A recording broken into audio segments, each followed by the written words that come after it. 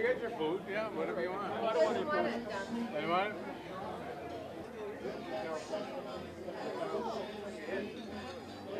I don't know. There's 3 spots here. It's in the Bishop table.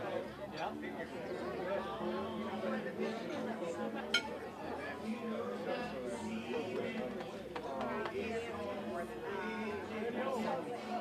We talked a moment ago, Heidi mentioned the prayer that George Stites' wife had passed away yesterday morning.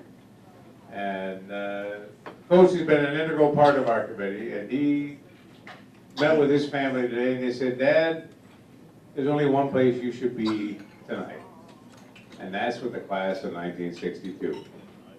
But George Stites is here, Coach is here, so that everyone's going to want to say hello. And why don't we, and you all do that, but I thought, would it be nice to hear from him first? So. I told Don I had prepared a speech before I lost my wife, and I left at home. But I got to say a few things off the cuff. So excuse my rambling. Back in the old days, we had homerooms, and I had a homeroom, and we didn't like homeroom. Homeroom was utter chaos. As you remember, everybody talked, everybody did everything they wanted, and nothing was done. And then next year, we had Huntley and Brinkley, Peter Squirrel and Don Alhart. Well, as soon as they said your morning announcements by Peter and Don, you could hear a pin drop. Because nobody would want to miss what they had to say because you never knew what they were going to say. But they were so far ahead of their time. And it was just amazing how they controlled the classroom, which the teachers couldn't.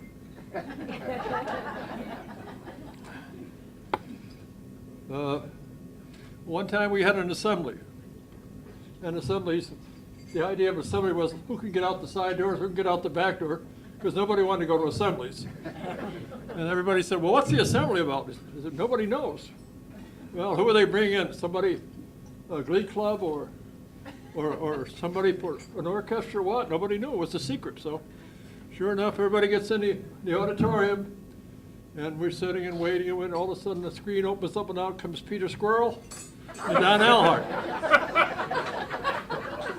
Now the teachers don't know what's going on. Everybody's holding their breath with those two. And they said there's a big TV program called This Is Your Life. Maybe some of you remember that. So This Is Your Life, they open up the screen, and there's a big picture of me. So sure enough, they brought ex-ball players of mine that had played ball for me. One kid, we went on to the Brooklyn Dodgers. We were 23-0 that year. And we went to St. Louis, Boston, and we went to New York, and we stayed with the Dodgers for 5 straight days. They had a couple of guys that weren't bad ball players. A guy by the name of Jackie Robinson, Roy Campanella, Gil Hodges. We roomed right with them. And we dressed with them every day. We got out on the ball field. Everybody wanted our runner. Who the hell is this guy? Oh, I don't know. I scrubbed it across by my hand. Nobody could read it. I write like a doctor. So, to this day, they say, who was that crazy cool? But we had a great time. And then the next thing I know, they've got a tape of my father, who at the time was about 85 years old. My 3 children were 6'4" and 3 at the time. And my wife was up there trying to keep the 3 kids corralled. It was a great assembly. And then they decided they were going to name the soccer field after me. And we had a new superintendent. Her name was Mrs. Gray. And she said, well, I don't like that idea of naming a field or anything like that after anybody, so we're going to dispense with that idea. So I got back to Don Alhart, and Don Alhart called his friend the Squirrel. And the next thing you know, they said, do you watch Boston Public? I said, I wouldn't miss it. Well, Boston Public, it was on Monday night at 8 o'clock. It was produced by the Peter Squirrel. And so they said, make sure you watch Monday nights. So I said, sure, I always watch. So they opened up the scene, and they got a big gymnasium, and on the top of the screen is the George Stites Gymnasium. Thank you, Peter. Thank you, Don. Well, it was all over the newspapers. We had 5 TV cameramen at the house, and I had a swim meet that night in a blinding snowstorm. Got there late. Everybody had gone home because they thought I left the premises. And the next day, Don came over with this coffin. Well, inside the coffin was the Big George Stites sign that Peter had sent. Thank you, Peter. Thank you, Don. Well, I don't want to take up too much more of your time, but I got to tell you 2 stories, and they're true stories. One is about Heidi Ho. It's Heidi Ho Tyler. And Tiny Tim. And I had to put both of them in because Tim would give it to Heidi and Heidi would give it to Tim if they got left out. So I made it even. These are true stories. When we were coaching, we had to take a refresher course on artificial respiration and so forth, and I was lucky enough to get with Heidi. I wasn't lucky enough. I made sure I got with Heidi. So Heidi taught us the Heimlich maneuver, and we worked on it pretty well.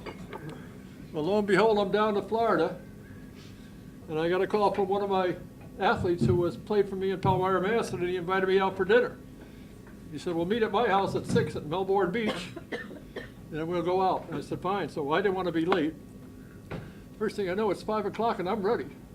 I said, now what am I going to do for an hour? I don't want to get there too early. They're probably still getting dressed. So on the way, I stopped at a hotel where my son used to go with his family. And I said, I'll sit down and read the paper. So I parked myself on a chair. I'm reading the paper. And all of a sudden, a guy yells in, call 911, call 911. And I said, is the place on fire? And I'm looking around, I don't see any smoke. And he said, no, we got somebody choking. So I walked into the thing, and there's a lady, and she's, next thing you know, and there's the maitre d', and he's giving her a hug. I said, that's nice. And she's turning blue, and she's going down, down. And I said to her husband, I said, I think I know a little more about the Heimlich maneuver than this guy. If you want, I'll try. He says, somebody better try. So I got her and propped her up, and I squeezed her 1, 2, 3, 4, 5 times. Out popped a piece of steak. And she turned pink again. We sat her down in a chair. And a gentleman came up and he said, can I have your name and address? So I said, sure. And I said, where are you from? He said, North Carolina. So I said, great, this guy's going to at least send me a letter. And then the next day I called my wife and told her what happened. She said, yeah, you know what he's going to do. He's probably going to sue you because you probably broke her ribs. Well,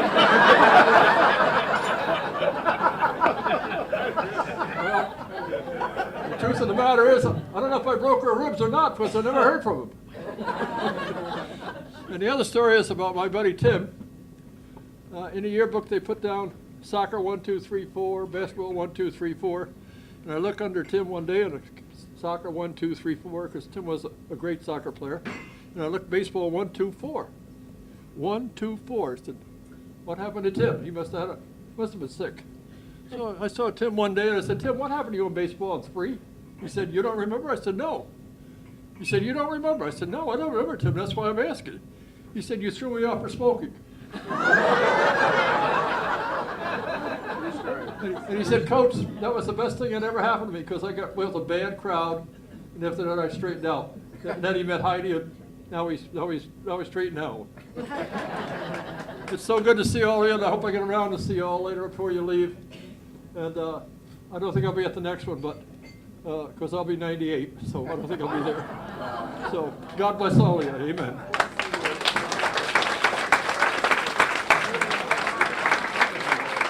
Thank you.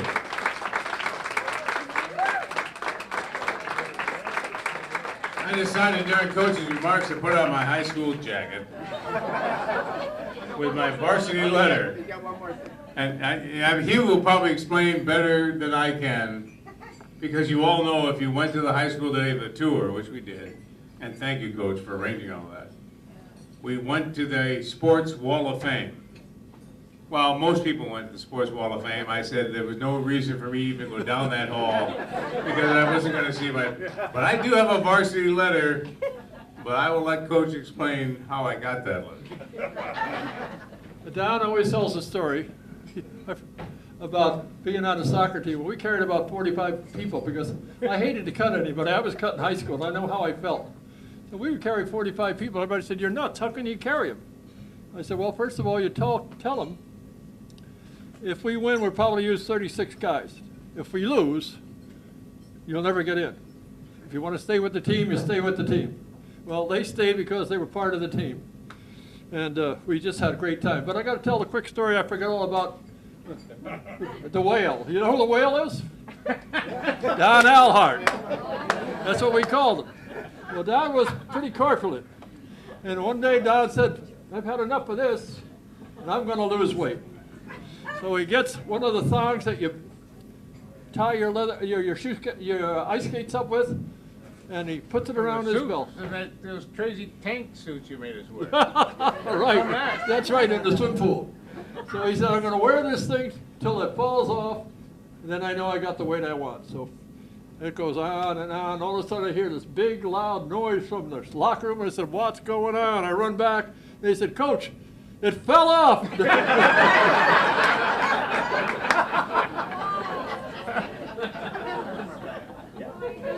Well, I got one more story about, we had a ski team, and Peter Squirrel was the instigator of the ski team because Peter was a great skier.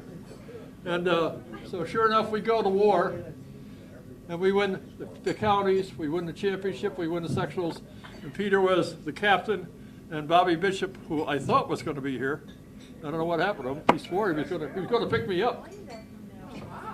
Was he there last night? Yeah. Well, maybe he, because I told him I wasn't probably coming tonight, he didn't come. But anyhow, Bobby was also on the skier.